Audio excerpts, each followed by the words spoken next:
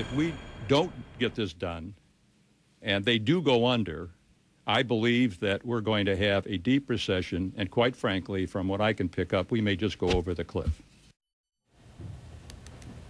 We are covering the breaking news tonight. The markets plunge over uncertainty about the auto bailout. That was Republican Senator George Voinovich of Ohio this afternoon as senators announced a bipartisan compromise on a bill to bail out U.S. car companies. First, though, the automakers have until December 2nd to tell Congress how they would spend the $25 billion. But what if that doesn't work? What if the car companies fail?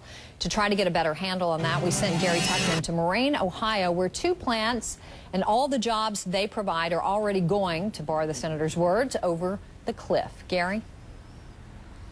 Well, Campbell, if the big three U.S. automakers go under, a lot of towns will start looking like Moraine, Ohio. Moraine relies on the auto industry, but they're about to have economic catastrophe because behind me is the GM truck plant. There used to be 4,000 employees there. There are now 1,000. They've trickled down over the months. And as of December 23rd, there will be zero. GM is shutting down the plant, and it's a huge domino effect in this area here in southwestern Ohio. A few miles away is a GM supplies plant where they bring the radiators, they bring the shocks, and they bring the tailpipe, the tail lights to the GM plant. Since GM is their only customer, they too are shutting down on December 23rd. The employees will not get severance. They will not get medical insurance. Many have been there for years. They are out jobs. The owner of the plant is very sad about this, but GM's his only customer. He tells me, quote, "This is hard as hell." The employees don't know what they'll do next because there are not many jobs around here. How scared are you? Well, until someone asks, you don't try not to think about it. I'm very scared, but, you try not to think about it. We're waiting until the last moment, I guess, to be scared. Tell me about the fear, though. Now that we're thinking about it, on December 23rd, you don't have a job anymore, and there's no severance. What do you do? Well, I call my creditors and tell them that I'm going to start being late.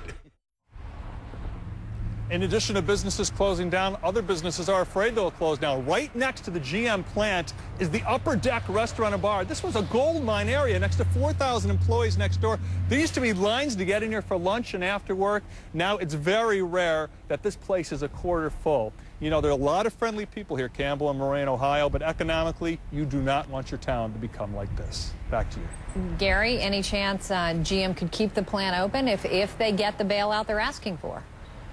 I mean, that's the question a lot of people here in Ohio are asking. They're saying, okay, if we get that bailout, if GM and Ford and Chrysler gets all that money, will you open the plant? And GM is basically saying, this is a done deal. This decision was made already. So this town has to start doing some new things because the die has been cast here already. Gary Tuckman for us tonight. Gary, thanks very much. And let's bring back our panel right now. Peter Schiff, again, president of Europe-Pacific Capital, UMass Boston professor Christian Weller, and chief business correspondent Ali Velshi.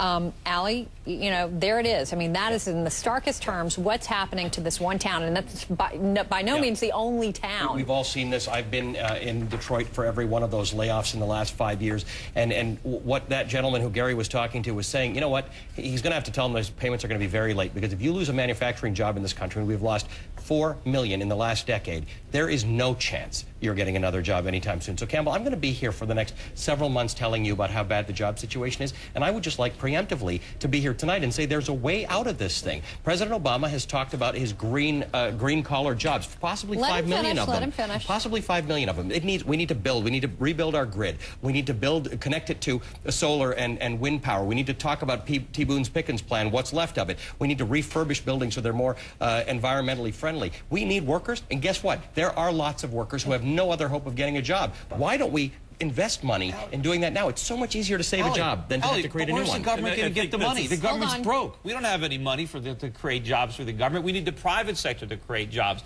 Unfortunately, they don't buy the job. The government can guarantee loans to private construction companies to say, where are we getting the money? What if the loans the go same? bad? Where do we get the $700 billion from? And when the government guarantees loans to somebody else, they deprive somebody else of credit. There isn't an unlimited amount of credit. All right, hold on. I want to get Christian's take on this. What do you think? I mean, this is going to. I mean, it's being debated beyond what Ali's mentioning. happening here. You hear these comparisons made, Obama to the new FDR, and perhaps the need for a new deal we can't afford the old new deal. Hold on, you're going to get your chance to respond. Kristen, what do you think? Well, I think it's important to keep two things in mind. I don't think Obama is a fair comparison to the new deal. Some people have made this. I think there is much more of an emphasis on the private sector in all of these plans. For instance, through loan guarantees and other mechanisms. But I think what Ali mentioned is an important step, especially the focus on green energies and fuel efficiencies and other things. That has two effects. It has a short-term effect to putting a lot of people back in their jobs in manufacturing and construction, which are critical jobs for rebuilding the middle class. But the other part is also these industries can ultimately reduce the price instabilities that we've seen in the energy sector, which ultimately are a drain on our economic growth for the long term. So I think the focusing on green jobs, green-collar jobs, green energy, alternative fuels, green efficiency, all of that will ultimately help us to bring back jobs now, to stabilize the labor market, but also put the economy on a stronger growth pattern for the future. All right, Peter, go ahead. Well, we don't want the government trying to micromanage the economy, try to take over the auto companies and tell them. That's what's happening now, whether we want it or not. Well, I mean, the government is micromanaging. We shouldn't be doing it. And just, two wrongs don't make a right. Just because they bailed out Wall Street doesn't mean they start to bail out Detroit. The government should let companies fail where they need to fail. How many people will be out of work? Look, I don't know. Because people have said 3 million people. I think tens of millions of Americans are going to lose their jobs. Okay. And unfortunately, because of what the government is doing, they're not going to get new jobs. Those tens of millions of people weren't in your economic class. They didn't understand the theory. They just went to work and built things. Look, but the government, they will be out of jobs because somebody else made a bad decision. No, but if the markets are allowed to function, they're going to get new jobs. But the government is not letting that happen. The government is standing in the way of the markets. Well, let me jump in here. I think the important piece is that we don't necessarily want to micromanage the economy. I don't think that that's necessarily where we want to go.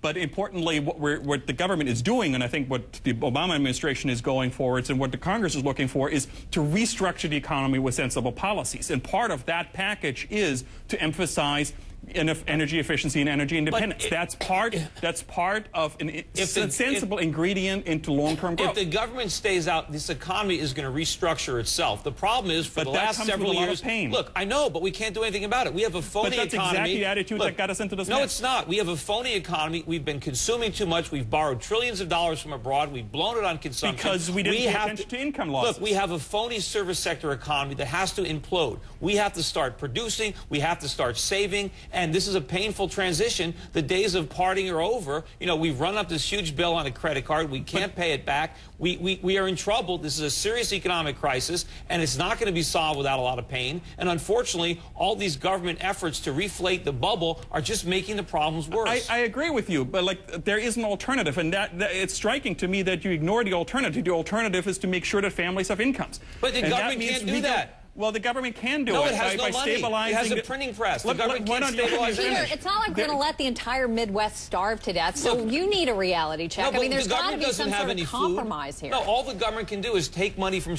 one person and give it to somebody else. All they can do is spread the misery and spread the poverty around. We can have counter-cyclical fiscal policies. Hold on, do Christian. work. We're almost out of time here. Ali gets the last word. Both of you have studied this, and you both do make points that are valid. But what do you do to the Moraine, Ohios across the Midwest? What do you do to places that still look like Flint, Michigan? Well, what happens? Because we'll have dozens of them. We'll have hundreds. I know, but what the governments need to do is understand that they're too big. Governments have to cut spending so that these poor people what do we do in this next year? Because they will not have an income. The government is not just the federal government in Washington. Well, I know. Well, you guys all belong to me in a classroom somewhere hashing this out. It seems really detached from reality, in my view.